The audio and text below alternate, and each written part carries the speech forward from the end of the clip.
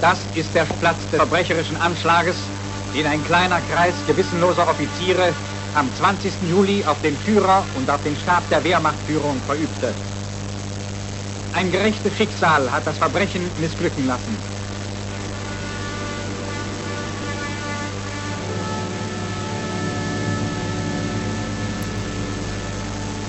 In National Socialist Germany, the civil service had to go through a process known as Gleichschaltung, synchronization. That is the forced incorporation of everything in the social, economic, political and cultural sphere into the united organization of a dictatorship which ideologically appropriated and controlled them. The aim was to abolish the pluralism in state and society. This meant that career-minded people who might not have had what might be considered as a particularly National Socialist background, who, in the interest of the regime, delivered to it what they thought it wanted of them. Sometimes this has been called anticipating the wishes of the Führer. I think it was John Keegan who used this phrase for the first time. We can see similar trends in other fascist regimes which are based around hero worship of the leader, such as Mussolini's Italy or Putin's Russia, but none went to the extreme of National Socialist Germany. If one wanted to get on, then one needed to fulfill what the Führer publicly wanted. One such person who wanted to get on in National Socialist Germany was the eventual president of the Supreme Court of Justice, Johannes Martinson Block. Block was born in 1881 as the son of the farm owner Johannes Hinrich Block and his wife Margareta Dorothea Martinson. He attended school in Flensburg and after graduation moved to the University of Tübingen in the summer semester of 1901 in order to study law. From the winter semester of 1902 to 1903 he studied in Berlin before moving to the University of Kiel. He successfully passed his first state examination in 1904. In 1905, Block completed his doctorate in law at the University of Erlangen, a university where a number of leading Nazis studied. He was initially employed in courts in northern Germany, including Kiel, Sonderburg and Alsen, where he passed his second state examination in January 1909.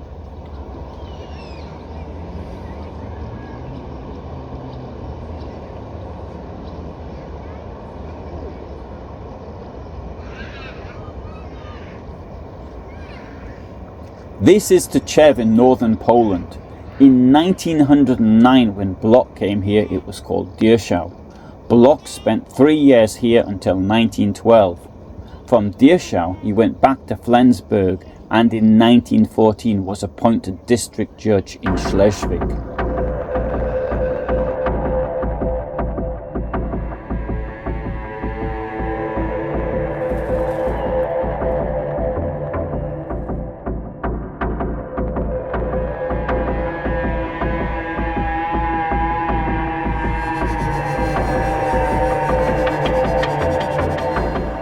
On the outbreak of war in 1914, he was called up and served as an officer. During the conflict, he was wounded twice. In 1920, he was appointed as district court councillor in Kiel, and on the 11th of August 1923 as director of the district court in Altona. In Altona, in the autumn of 1930, he was the main judge in what was then a famous case called the Great Bombing Trial. The lead defendant was Claus Heim, a farmer who had planted bombs designed to cause damage, but not to hurt anyone, in order to protest against the decline of the agricultural sector in northern Germany. Heim's case became a cause célèbre at the time. Heim was opposed to the Weimar state, but when the Nazis suggested that he join their party and stand as a member of the Reichstag, which would have given him immunity and freedom, he stated that he'd rather sit in prison than sit in parliament for them. On the 31st of October 1930, Block sentenced Heim to 7 years in prison, the court noting that he was a perpetrator with honourable and selfless motives and that he was striving to avoid fatalities. I think that there can be little doubt that had he been tried 3 years later, then he would have faced the death sentence.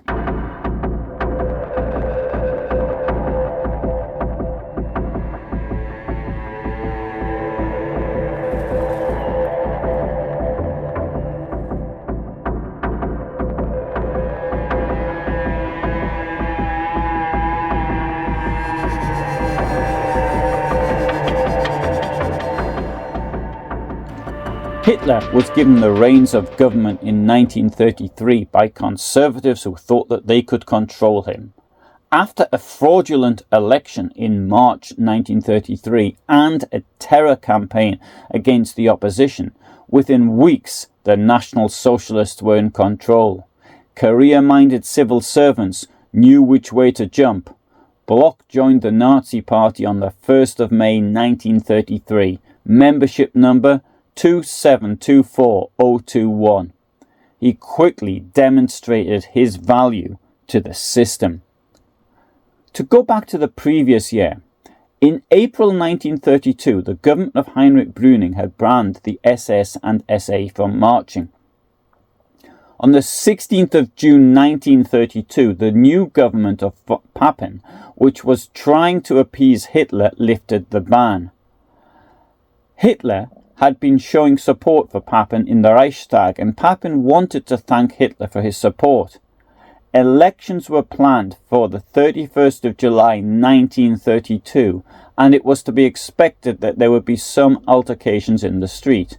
Indeed, in the run-up to the elections, some 99 people were killed. Altona was predominantly working class. It is a suburb of Hamburg. In Schleswig-Holstein, 2 Social Democrats and 2 Communists were killed by the National Socialists at the beginning of July. The Altona police president was Otto Egerstedt, a member of the SPD. He permitted a march of uniformed SA men from all over Schleswig-Holstein through the old town of Altona for the 17th of July 1932. During the afternoon of that day, crowds of communists and SA confronted each other. Shots were fired by both sides, later by the police. 2 Nazis were killed, probably by the communists. 16 other people were killed later, probably by the police. This day became known as Altona Bloody Sunday. 4 people were arrested, but the case against them fell apart in the autumn of 1932. However, after the Nazis seized power, a second trial was held in a special court where evidence played a much lower role than that of political necessity. Block presided over this newly established special court, which was located at the Altona Regional Court. Blood was needed to avenge the alleged murder of 2 SA men, Heinrich Koch and Peter Büdig, who were shot during the disturbances. 4 were sentenced to be executed. As far as I'm aware, this is the first politically motivated death sentence in Nazi Germany. I could be wrong though. If you know better, please write it down. Bruno Tesch was born in 1913. During the Altona events, he was a bystander who had assisted a woman with her children to get out of danger to a yard where he was arrested. August Lütgens was a sailor born in 1897. He had already fought for the November Revolution, and he had been part of the Kiel Sailors' Uprising, which ended World War I. "When you're older and have studied the history of the world," he wrote to his children the day before his execution, "then you will understand what your papa was, why he fought and why he died, and you will understand why your papa was so, and so he could not act otherwise. Now farewell and become a fighter." Walter Möller was a worker born in 1905. He was a member of the Eppendorf Anti-Fascist Action. On the day of the Altona Bloody Sunday, he was amongst those demonstrators trying to prevent the Nazis from marching. He was arrested with Karl Wolf. Wolf was a master shoemaker born in 1911. He wrote to a friend shortly before his execution, "I'm writing to you again that I am innocent, and I hope that my innocence will come to light."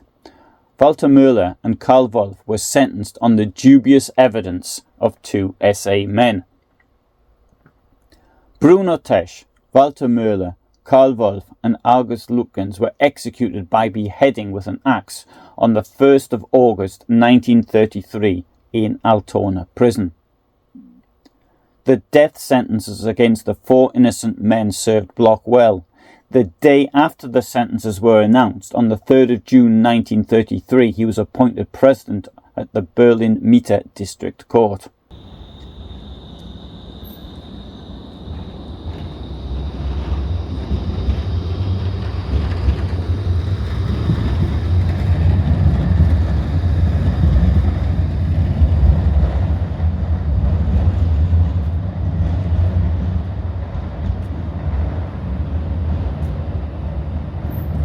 In June 1941, he was sent to Katowice, a city in Poland which had been annexed to the Third Reich.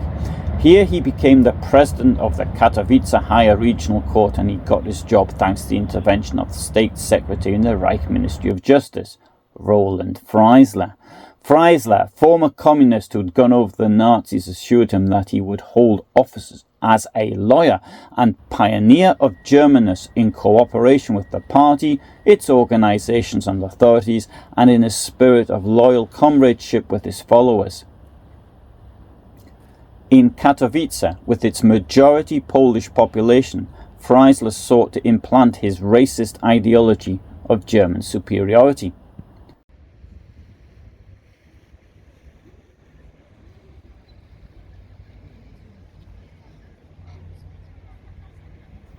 In May 1943, Block was appointed president of the Supreme Court in Berlin. As soon as he got the job, he announced that he wanted to be involved in a strong National Socialist administration of justice.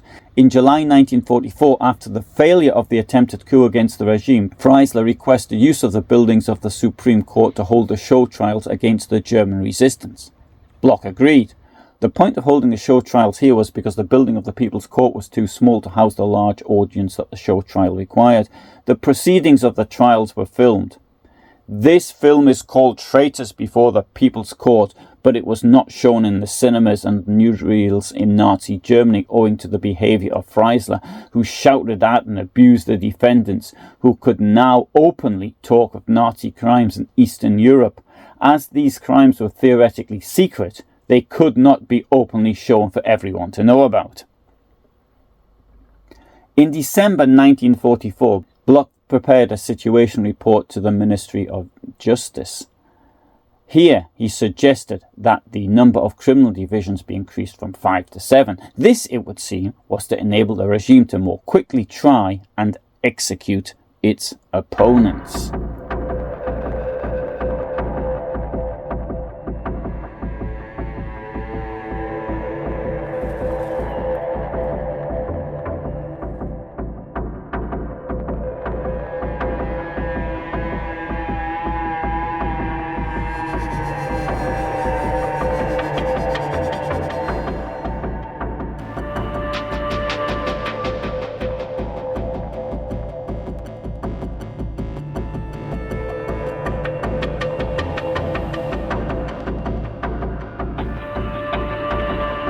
After the capture of Berlin by the Red Army in May 1945, Block was located by Soviet officials and arrested.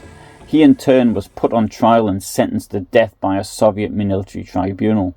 Following the death sentence, he was taken to the NKVD Special Prison number 7 in Frankfurt on Oder, and on the 8th of July 1945 to Brest-Litovsk, a Polish city now annexed to the Soviet Union. A number of former Nazi functionaries were also held there. It would seem that they were executed here on the 25th of November 1945, although hard documentary evidence is lacking. Thank you very much for listening. I hope you found that interesting. I upload every Friday at 2000 hours my time. I'm in Poland or in Germany as a rule. I also upload it on other days as well. And should you be interested in knowing when I'm uploading or even doing a live broadcast, which gives you the opportunity to chat not only with me but with other viewers in real time, then the best way is to subscribe. So in anticipation of your subscription, I wish you the best from Germany, and bye for now.